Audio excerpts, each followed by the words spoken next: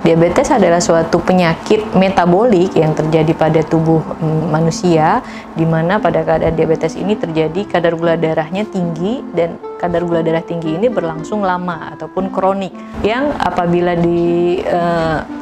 tidak diterapi dengan baik akan menimbulkan komplikasi, baik komplikasi pada jantung, ginjal, otak, dan lain sebagainya. Jadi inti dari diabetes ini adalah suatu keadaan gula di dalam darah tubuh kita itu tinggi.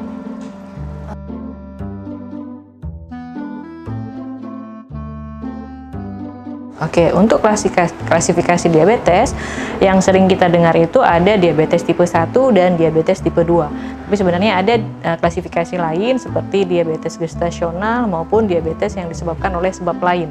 Nah, diabetes tipe 1 yang membedakan antara diabetes tipe 1 dan diabetes tipe 2 adalah penyebabnya. Kalau pada diabetes tipe 2, penyebabnya adalah kebanyakan dari kita itu adalah gaya hidup ya, gaya hidup yang sedentari, artinya gaya hidup yang mau enaknya saja. Jadi makan mau yang makan yang enak, minum mau minum yang enak, yang manis-manis, kemudian malas gerak, kurang aktivitas, kurang olahraga, sehingga terjadi yang namanya resistensi insulin. Resistensi insulin ini suatu keadaan di mana gula itu tidak bisa masuk ke dalam sel karena insulin yang harusnya bekerja memasukkan gula itu tidak bekerja dengan baik. Sedangkan kalau pada diabetes tipe 1 itu penyebabnya adalah kerusakan dari sel beta pankreas. Jadi di dalam tubuh kita ada pankreas yang menghasilkan insulin secara normal. Nah, pada suatu keadaan tertentu, terutama pada diabetes tipe 1, sel beta yang ada pada pankreas ini mengalami kerusakan sehingga dia tidak memproduksi insulin secara cukup.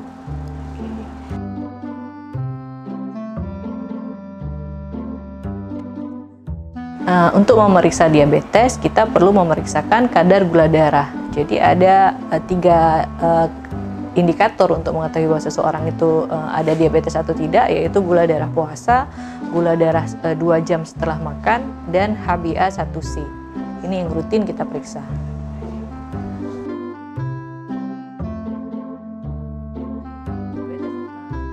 Jadi kadar gula darah manusia itu ada dalam range normal, range range tidak normal, serta range diabetes. Yang dimaksud dengan pradiabetes itu adalah suatu keadaan di mana gula darah kita tidak berada dalam range normal, namun juga tidak berada dalam range diabetes. Nah, untuk bisa mengatakan seseorang itu pradiabetes, kita harus tahu berapa range normalnya. Misalnya range normal untuk gula darah puasa adalah di bawah 100, dan range gula darah puasa untuk orang diabetes adalah di atas 126. Nah, apabila gula darahnya gula darah puasanya di antara 100 sampai 126, maka disebut pradiabetes.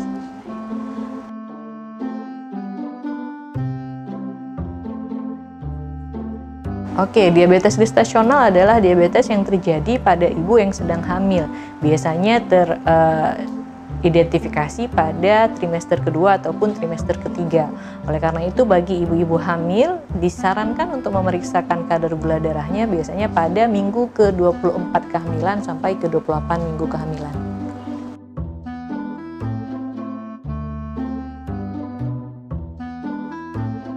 Oke, ada orang-orang tertentu yang mempunyai resiko lebih tinggi untuk mengalami diabetes gestasional.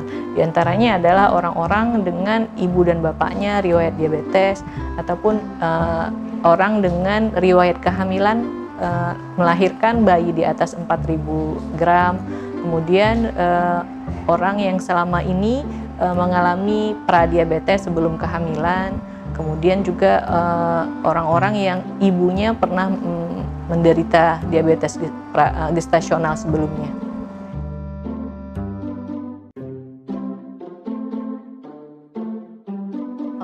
Yang berisiko mengalami diabetes tipe 2 adalah orang-orang yang tidak menjaga pola hidupnya dengan baik. Yang dimaksud menjaga pola hidupnya dengan baik adalah orang-orang yang makan sesukanya, artinya suka makan yang manis-manis, kemudian tidak membatasi kalori yang sesuai dengan yang seharusnya dibutuhkan oleh tubuhnya, kemudian orang-orang yang jarang berolahraga, orang-orang yang kurang dengan aktivitas fisik, dan orang-orang yang bapak ibunya mengalami diabetes, maka dia berisiko lebih besar mengalami diabetes tipe 2.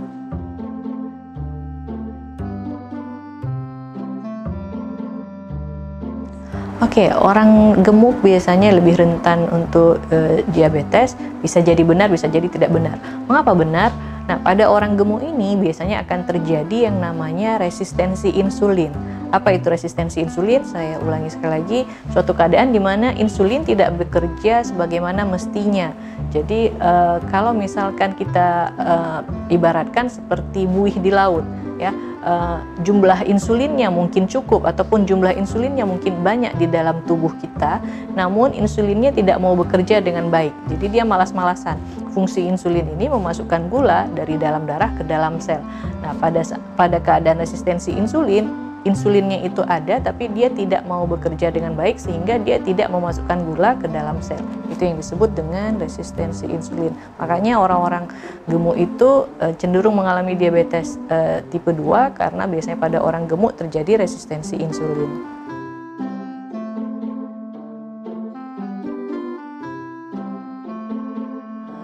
Diabetes tipe 2 ada yang gejala klasik, kita sebut gejala klasik pada diabetes tipe 2 itu 4P. 4P itu terdiri dari poliuri, polipagi, polidipsi, dan penurunan berat badan. Poliuri artinya banyak kencing ataupun sering kencing, terutama malam hari, bisa sampai 3-5 kali. Kemudian polipagi artinya banyak makan, jadi pasiennya akan lebih sering makan dan cepat lapar. Kemudian ada yang namanya polidipsi. Polidipsi ini banyak minum. Kenapa dia banyak minum? Karena pada saat gula darah kita itu tinggi, maka kita akan sering kencing. Karena gula itu sifatnya menarik air. Jadi kalau ada banyak gula di dalam darah, maka gula yang disaring oleh ginjal itu juga akan ikut menarik air, sehingga kita akan sering kencing. Akibat kita sering kencing, menyebabkan kita sering haus. Makanya kita banyak minum.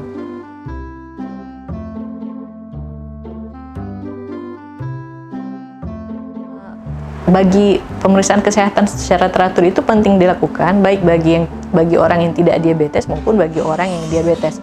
Kenapa bagi orang sehat penting dilakukan? Karena kebanyakan penyakit metabolik seperti diabetes, hipertensi, dan lain sebagainya itu tidak memberikan gejala. Jadi kita harus melakukan screening pemeriksaan kesehatan secara teratur untuk mengetahui apakah kita sudah mengalami suatu penyakit atau belum. Kemudian mengapa juga penting bagi pemeriksaan kesehatan rutin kepada pasien diabetes? Karena kita mau tahu apakah diabetes kita itu terkontrol atau tidak. Apabila terkontrol, maka lanjutkan manajemen terapi yang didapatkan selama ini, dan apabila tidak terkontrol, maka harus kita sesuaikan dosis terapinya ataupun manajemen terapinya. Kenapa penting? Untuk menghindari terjadinya komplikasi.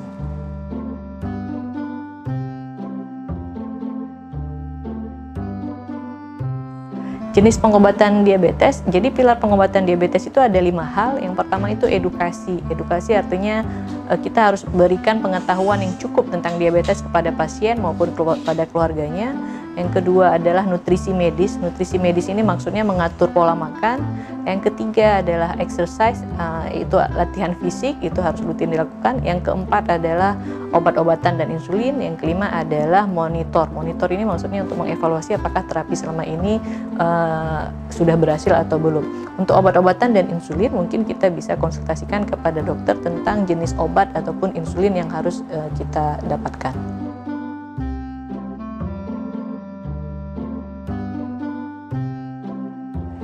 Ya, bagaimana kita tahu kalau penyakit kita terkontrol atau tidak?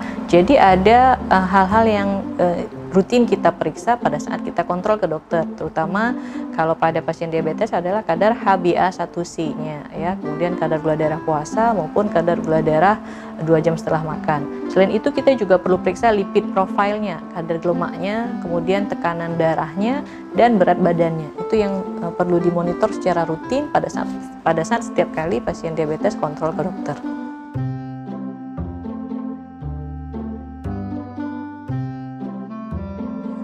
Komplikasi diabetes itu banyak sekali ya, mulai dari komplikasi akut dan komplikasi kronik.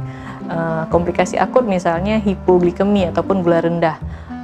Kemudian ada yang namanya krisis hiperglikemi ataupun gula tinggi. Kita sebut dengan kejadiannya itu kita sebut dengan ketoasidosis diabetik ataupun hiperosmolar hiperglikemi state.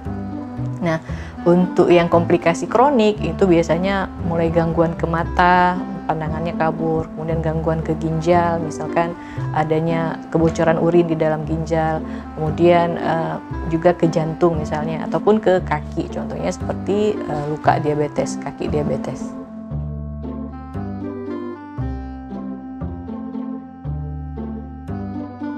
Tentu saja komplikasi diabetes ini dapat dicegah. Bagaimana caranya? Dengan menjaga kontrol gula darahnya dalam batas normal.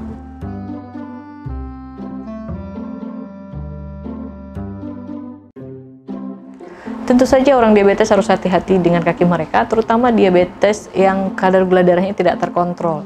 Karena pada keadaan yang kadar gula darah tidak terkontrol, sensasi rabanya itu kadang-kadang menjadi terganggu, sehingga pada saat dia jalan, kadang dia tidak merasa kakinya itu mungkin sudah tertusuk duri, atau kakinya itu tidak terasa mungkin tertusuk paku. Kemudian tiba-tiba baru dia sadar kakinya sudah mengalami luka yang besar. Oleh karena itu harus selalu pasien diabetes ini melihat kakinya itu setiap hari bersih, dalam keadaan bersih dan juga tidak ada luka.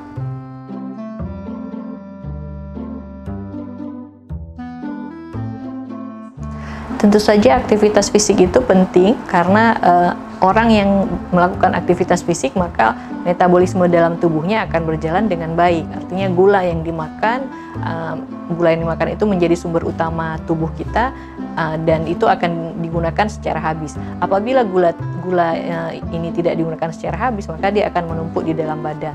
Nah, gula yang menumpuk di dalam badan ini nanti lama-kelamaan akan disimpan menjadi glikogen ataupun cadangan gula, dan apabila glikogennya sudah cukup akan diubah lagi menjadi lemak, dan itu juga tidak baik.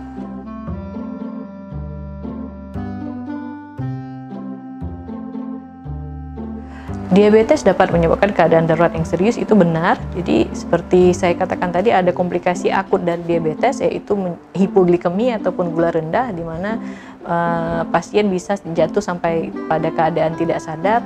Dan ada juga yang namanya krisis hiperglikemi, yaitu suatu keadaan di mana gula darahnya terlalu tinggi. Dan ini pasien bisa jatuh dalam keadaan ketoasidosis diabetik, bisa sampai kepada koma juga.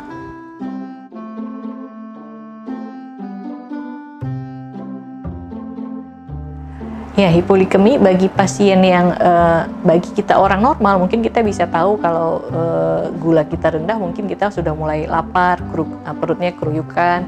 Nah, untuk bisa mencegah hipoglikemi maka kita harus kenali tanda-tanda hipoglikemi. Ya, tanda-tanda hipoglikemi yang ringan misalnya mulai dari pusing, lapar, keringatan, keringat dingin, kemudian sampai apabila sudah lebih berat bisa sampai kepada penurunan kesadaran. Bicaranya mungkin mulai tidak nyambung, kemudian orangnya ngantukan gitu ya.